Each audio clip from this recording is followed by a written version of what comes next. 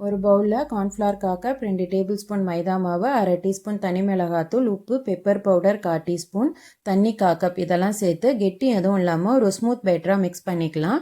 இப்போ இதோட பன்னீர் 200 கிராம் எடுத்திருக்கேன். அதை க்யூப்ஸாக கட் பண்ணி சேர்த்து மிக்ஸ் பண்ணி ஊற வச்சிடலாம். ஒரு குட்டி கடாயில் எண்ணெய் சேர்த்து சூடாகவும் நம்ம மேரினேட் பண்ணி வச்சுருக்கிற பன்னீரெல்லாம் பொரிச்சு எடுத்து ஊற வச்சிடலாம். அடுத்து ஒரு பேனில் கொஞ்சமாக எண்ணெய் சேர்த்து குட்டியாக நறுக்கின பூண்டு, வெங்காயம் ஒன்று சேர்த்து லைட்டாக வதக்கி விட்டுடலாம்.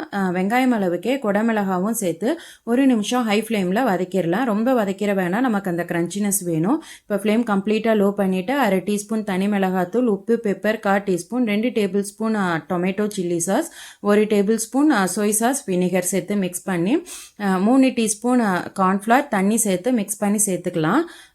கொஞ்சம் கிரேவியாக வேணும் அப்படின்னா கார்ன்ஃப்ளவரும் தண்ணியும் கொஞ்சம் எக்ஸ்ட்ரா சேர்த்துக்கலாம். இப்போ இதோட நம்ம ஃப்ரை பண்ணி வச்சிருக்கிற பன்னீரை சேர்த்து மிக்ஸ் பண்ணி விட்டுடலாம். சில்லி பன்னீர் ரெடி. ட்ரை பண்ணி பாருங்கள். தேங்க்யூ.